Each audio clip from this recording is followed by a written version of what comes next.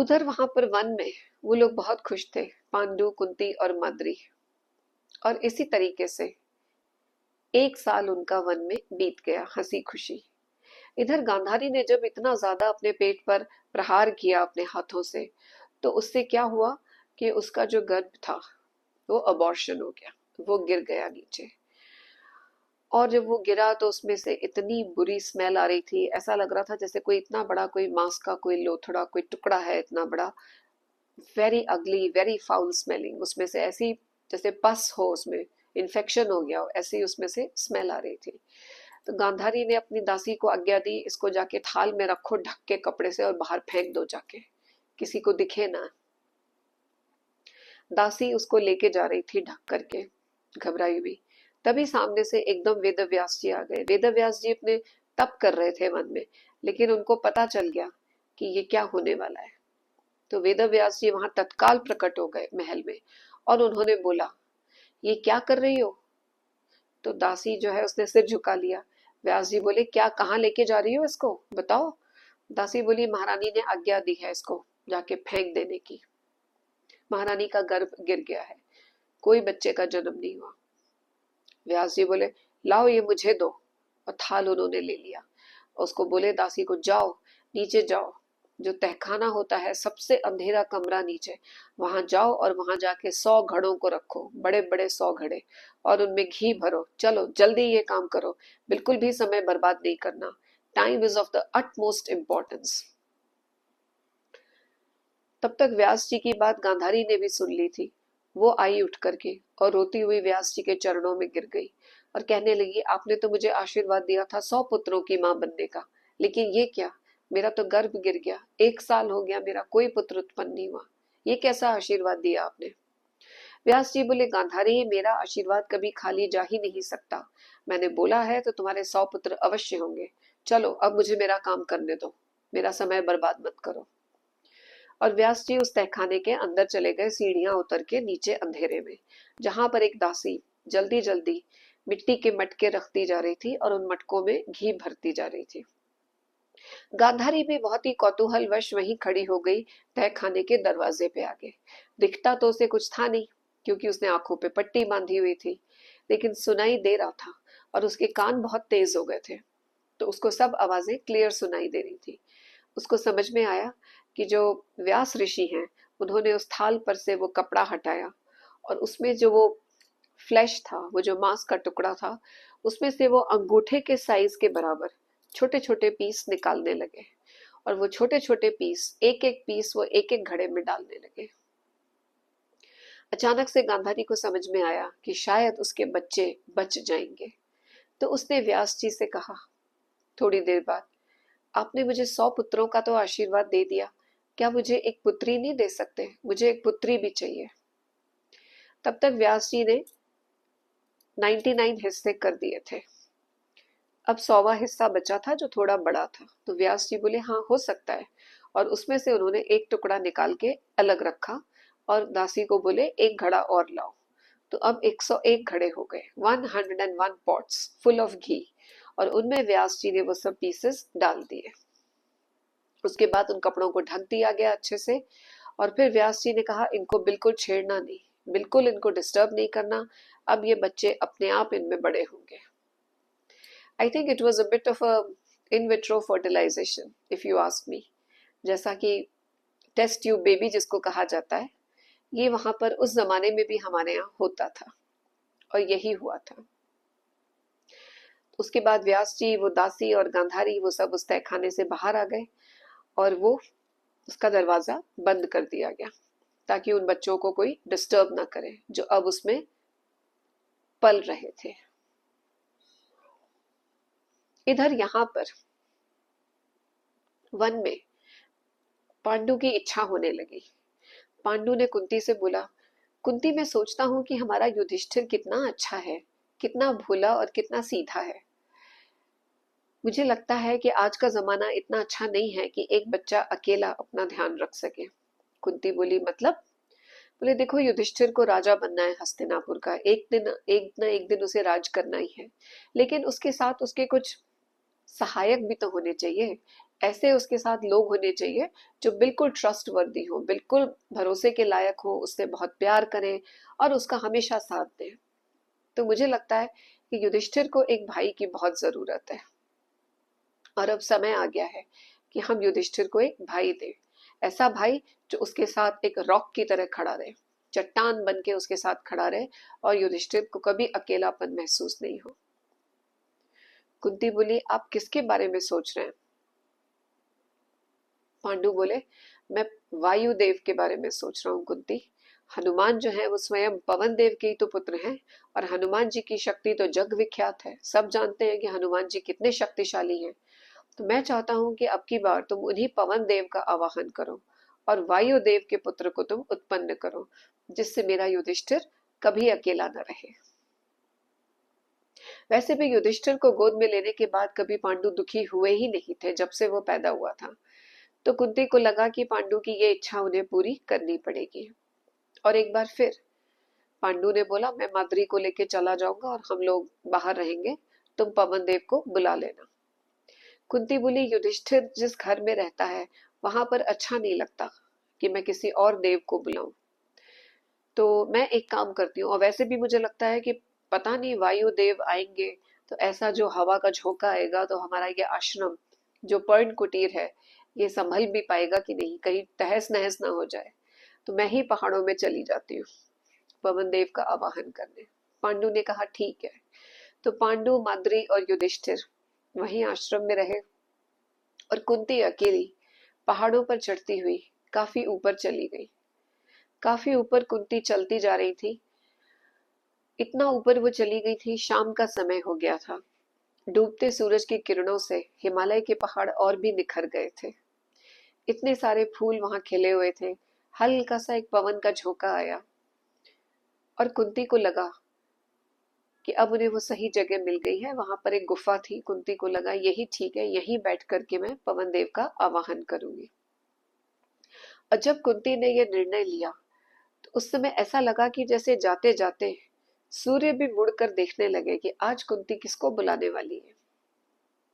कुंती ने गुफा में जाकर के पवन देव का स्मरण किया और दुर्वासा जी का मंत्र बोला। दुर्वासा जी का मंत्र बोलने के बाद कुंती ने थोड़ा आशंकित होते हुए अपनी आंखें खोली, क्योंकि पवन देव के बारे में बहुत सुन रखा था सबने। पवन देव बहुत शक्तिशाली हैं, कहीं से कहीं भी किसी को भी उड़ा सकते हैं, ऐसे बड़े बड़े तूफान ले आते हैं, इतने बड़े बड़े तूफान कि उनमें बड़े बड़े पेड़ उखड़ जाते हैं। ऐसे शक्तिशाली देव को आज दुबली पतली छोटी सी कुंती ने बुलाया था, तो वो थोड़ी सशंकित थी। जब आंखें खोली तो देखा कि उनके सामने पवन देव खड़े हुए थे। उनके बाल जो है वो ऐसे लहरा रहे थे, ऐसा लग रहा था कि उनमें बहुत सारी अलग अलग विंड्स भरी हुई है। उनकी आंखों में जैसे एक तूफान था। बहुत ही शक्तिशाली, बहुत स्ट्रांग, बहुत अच्छे दिख रहे थे। जितनी चमक सूर्य देव में थी वैसी ही चमक पवन देव में भी थी। धर्मराज बहुत शांत थे। उनको देखकर कुंती को घबराहट नहीं हुई थी, लेकिन पवन देव को देखकर थोड़ा इंटिमिडेटिंग था। पवन देव ने फिर कुंती को ब्लेस किया और बोले, कुंती तुम्हारी इच्छा पूरी होगी, तुम्हारा जो पुत्र है वो अवश्य पैदा होगा, मेरा पुत्र जन्म लेगा जैसा तुम चाहती हो। अगले दिन कुंती जब वापस गई अपने आश्रम तो पांडु ने पूछा, क्या हुआ? कुंती ने सिर हिलाया, हाँ, अब पवन देव का पुत्र मेरे गर्भ में है। पांडु बहुत खुश थे, और देखते ही देखते 9 महीने बीत गए। 9 महीने बीतने पर कुंती ने एक बच्चे को जन्म दिया। ये जो बच्चा था ये बहुत ही स्वस्थ था, काफी मोटा, बड़ा सारा, बहुत शक्तिशाली। देखते ही पता चलता था कि ये कुछ अलग ही है इसका कॉम्पोजिशन। जब वो बच्चा पैदा हुआ तो फिर आकाशवाणी हुई। अब की बार आकाशवाणी हुई कि पवन देव का ये पुत्र बहुत ही शक्तिशाली होगा, महान शक्तिशाली योद्धा, इसका नाम रखो भीमसेन। और पांडु का ये पुत्र सारे बच्चों में सबसे ज्यादा प्रेम करने वाला होगा, द मोस्ट लविंग, सबसे ज्यादा जो जिसका स्वीट नेचर है वो ये बच्चा है, भीम। और ये कभी भी युधिष्ठिर का साथ नहीं छोड़ेगा, हमेशा अपने भाई युधिष्ठिर के साथ खड़ा रहेगा एक चट्टान की तरह, बहुत यश और बहुत नाम कमाएगा ये पांडु पुत्र। इस आकाशवाणी को सुन करके पांडु और सब लोग बहुत खुश हुए और उन्होंने हाथ जोड़े और बच्चे का नाम रख दिया भीमसेन। युधिष्ठिर को भीमसेन बहुत प्यारे लगते थे और भीमसेन को तो अपने बड़े भाई से इतना वो था अफेक्शन कि जब वो बड़े हो रहे थे तो वो एक पल के लिए भी युधिष्ठिर को अकेला नहीं छोड़ते थे।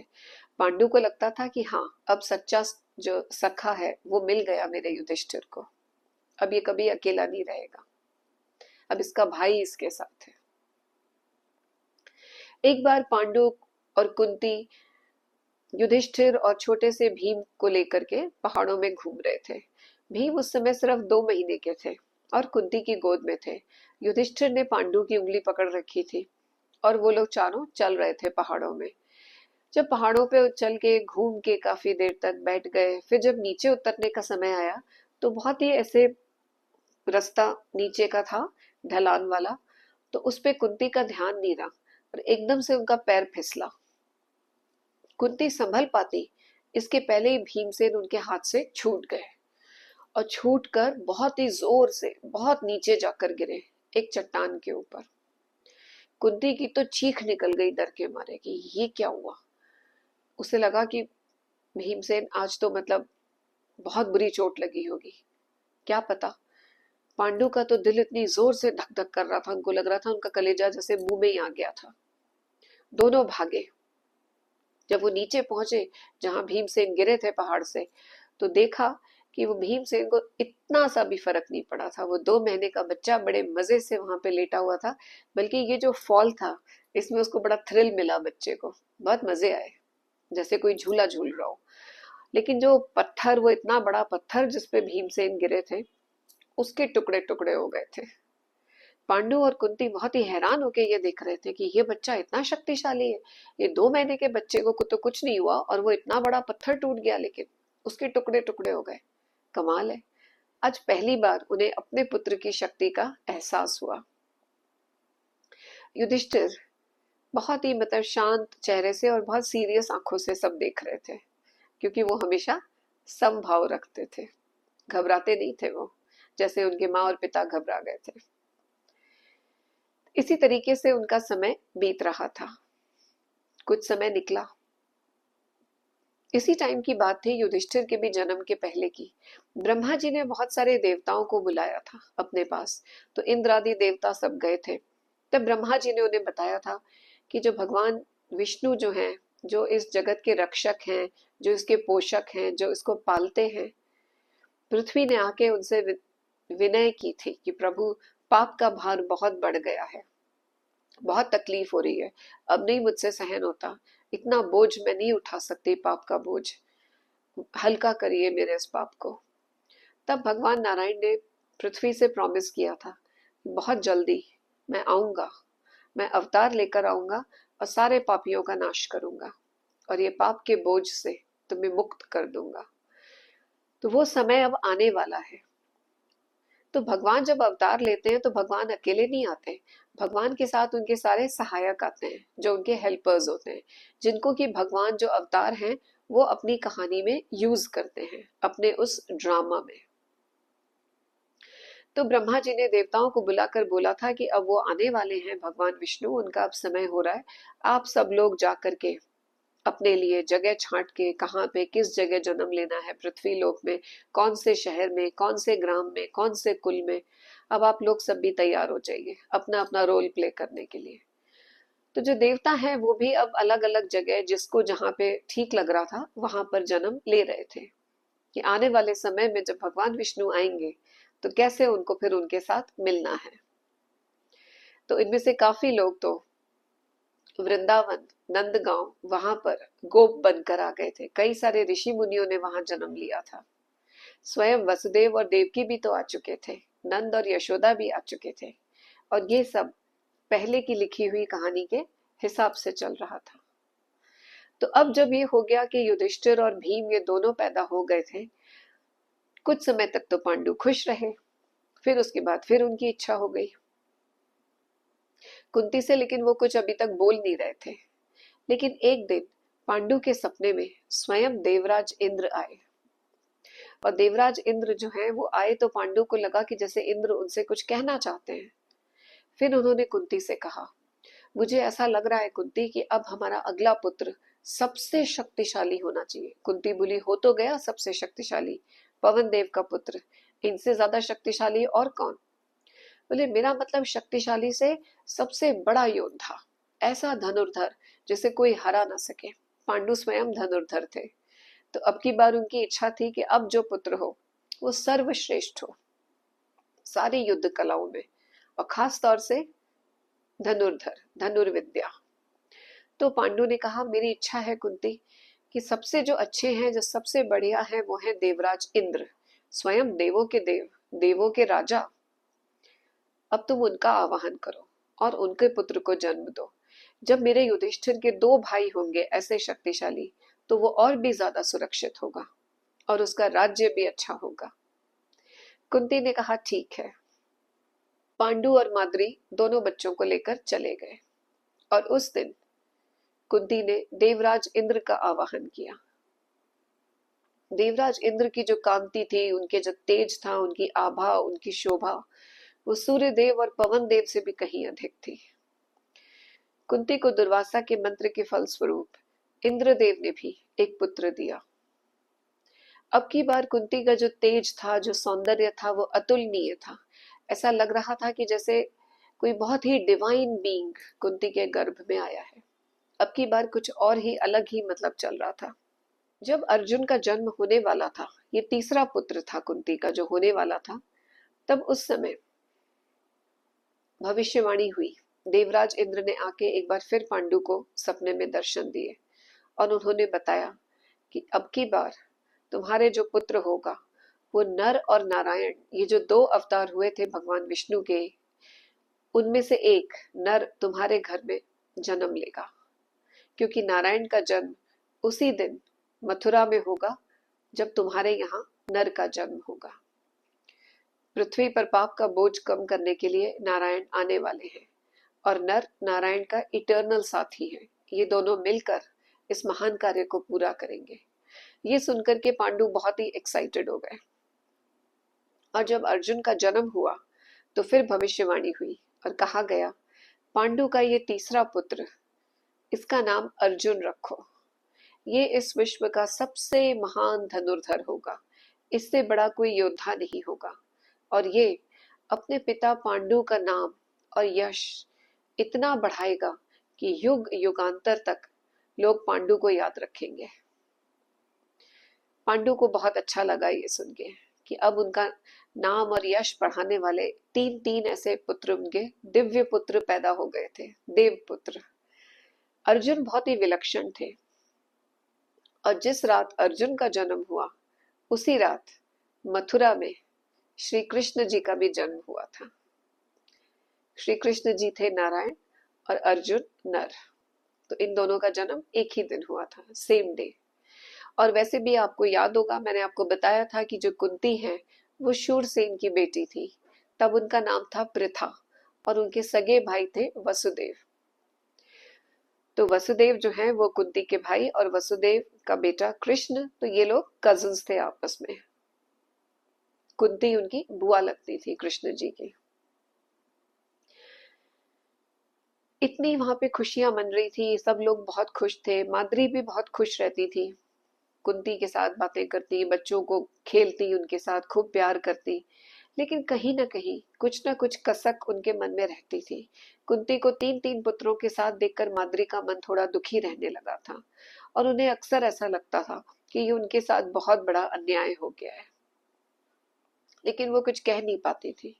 पांडु तो वैसे भी अब कुंती के दीवाने हो गए थे, उन्होंने उनको 3 बेटे दे दिए थे, और क्या चाहिए पांडु को।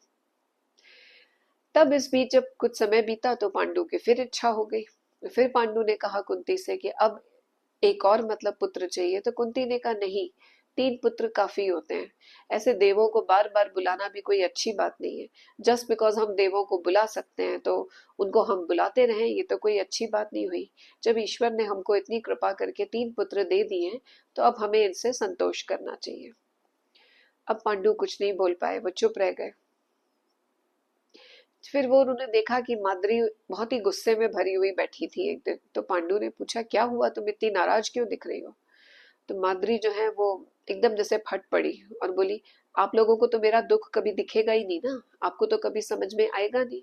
कुंती के तो 3 3 बेटे हैं, मेरा एक भी नहीं, मुझे कैसा लगता है, कभी सोचा आपने? तो पांडु बोले, मैं तुम्हारा दुख समझता हूँ माद्री, लेकिन क्या करें? तो बोली, तो आप समझते हैं तो आप बोलिए ना कुंती को कि मुझे भी मतलब एक देव का आवाहन करके दे, ताकि मेरा भी एक पुत्र हो। ये बात पांडु को पसंद आई, क्योंकि उनको एक और पुत्र मिलेगा। तो पांडु बोले, हाँ तो जाके बोलो ना कुंती से, वो तुम्हें मना थोड़ी करेगी। माद्री बोली, आप समझते नहीं है कुंती को, आपके सामने बहुत भली बनती है, लेकिन वो मुझे जरा भी पसंद नहीं करती। जिस दिन मैं आपसे शादी करके आपके महल में, आपके राज्य में आई थी, उसी दिन कुंती मुझसे नाराज हो गई थी। उनका बस चलता तो वो आपकी अकेली पत्नी बन के रहती, लेकिन उन्हें आपको बांटना पड़ता है मेरे साथ। और वो ये भी जानती है कि मैं आपकी प्रिय पत्नी हूँ। तो कुंती मुझे पसंद नहीं करती, वो क्यों मुझे मतलब देगी एक देव का आवाहन करके? आपको बोलना पड़ेगा, आप बोलिए कुंती से, मैं नहीं उनसे भीख मांगूंगी। पांडु ने कहा, ठीक है, मैं बात कर लेता हूँ। तो फिर पांडु ने कुंती से जाके कहा, प्रिय कुंती, माद्री बहुत दुखी है, तुम उसे भी एक पुत्र दिलवा दो ना किसी देव से। कुंती बोली, क्या माद्री तैयार है इस चीज के लिए? पांडु बोले, हाँ वो बिल्कुल तैयार है। तो कुंती बोली, अरे तो इसमें इतना सोचने की क्या बात है, मुझे तो माद्री अपनी बहन से भी ज्यादा प्रिय है, छोटी बहन है वो मेरी। बिल्कुल, मैं उसे मंत्र तो नहीं सिखाऊंगी, लेकिन मैं उसके लिए देव का आवाहन करूंगी। आप उसे बोलिए, उसको जिस भी देव को बुलाना हो वो बुला ले, मैं मंत्र उसका बोल दूंगी। अब माद्री भी खुश हो गई। उस दिन कुंती और माद्री दोनों गहन वन में अकेले चली गई। माद्री जो है वो ध्यान लगा के बैठ गई और मनी मन ध्यान करने लगी। और कुंती ने वो दुर्वासा जी का मंत्र बोला। मंत्र बोल करके कुंती तो वहां से चली गई, और पीछे वन में एकदम से बहुत सारी रोशनी होने लगी, जो कि देवों के आने पर होती है। मन ही मन कुंती सोच रही थी, किसको बुलाया होगा माद्री ने। जब अगले दिन सुबह माद्री लौट के आई तो वो बहुत खुश थी। तो पांडु और कुंती ने पूछा, किसको बुलाया था तुमने? माद्री बोली, ये मेरा सीक्रेट है, ये मैं नहीं बताऊंगी किसी को भी, समय आने पर आपको स्वयं पता चल जाएगा। और इसी जवाब पे दोनों को संतोष करना पड़ा, पांडु और कुंती को। अब माद्री भी बहुत खुश थी, उनके बहुत लाड़ हो रहे थे, बहुत सेवा हो रही थी। 9 महीने बीतने पर माद्री ने एक नहीं, 2 जुड़वा बेटों को जन्म दिया। और आकाशवाणी हुई, पांडु के ये जो 2 पुत्र हैं, जुड़वा पुत्र, ये अश्विनी कुमारों के बेटे हैं। इनके नाम होंगे नकुल और सहदेव। दुनिया में ये सबसे खूबसूरत 2 लड़के होंगे, सबसे ज्यादा गुड लुकिंग। और ये हर प्रकार की जो युद्ध कला है उसमें कौशल होंगे और प्रवीण होंगे, और हमेशा अपने तीनों भाइयों का साथ देंगे। इस आकाशवाणी से पांडु बहुत खुश हुए, और उन बच्चों के नाम नकुल और सहदेव रख दिए गए। अब पांडु की खुशी का कोई ठिकाना ही नहीं था। उनके 5 5 पुत्र थे, और अब वो उस वन में उतने ही खुश थे जितने धृतराष्ट्र और गांधारी हस्तिनापुर में राज सुख, राज वैभव भोगते हुए भी नहीं थे। इतने सुखी ये लोग उस वन में थे। जब 1 साल बीता तो फिर माद्री ने पांडु से कहा, आप कुंती को बोलिए मेरे लिए एक बार फिर मंत्र बोले, मुझे एक और पुत्र चाहिए, मैं आपको और पुत्र देना चाहती हूँ। पांडु ने कुंती से कहा, लेकिन अब की बार कुंती का चेहरा कठोर हो गया। वो बोली, आप देखते नहीं है पांडु, जब से माद्री के अपने बच्चे पैदा हुए तब से वो इन भाइयों में भेदभाव करने लगी है। पहले वो मेरे 3 पुत्रों से उतना ही प्रेम करती थी जैसे वो उसके अपने बच्चे हों, लेकिन अब जब से उसके अपने बेटे पैदा हो गए तो वो युधिष्ठिर, भीम और अर्जुन को बिल्कुल समय नहीं देती, और ऐसा जतलाती और रहती है कि हाँ ये उसके बच्चे नहीं है और यही दोनों उसके बेटे हैं। मैं जानती हूँ वो मुझे नीचा दिखाना चाहती है, इसीलिए उसने 2 बेटे पैदा किए एक साथ। अगर अब की बार मैंने मंत्र का आवाहन किया उसके लिए तो न जाने वो किसको बुला लेगी और क्या करेगी। ऐसा नहीं कर सकती। मैं चाहती हूँ कि ये बच्चे सब यूनाइटेड रहे, एक साथ रहे, ये 5 भाई हमेशा एक हो। माद्री इनमें फूट डाल देगी, ये ठीक नहीं होगा। ये पांचों पांडव आपके पुत्र हैं महाराज, एंड जितना ये यूनाइटेड रहेंगे उतना अच्छा रहेगा आपके और हमारे लिए, हमारे वंश के लिए। तब कुंती की बात सुन के पांडु बोले ठीक है, वो विवश हो गए। फिर उन्होंने माद्री को जाके बोल दिया। अब कुंती ने मना कर दिया तो माद्री कुछ कर नहीं पाई, और इस तरीके से पांडु, माद्री और कुंती वन में पांचों पांडवों के साथ बहुत ही आनंद से रहने लगे। तो आज की कहानी यही खत्म करती हूँ। अगली कथा फिर कभी। जय श्री कृष्ण।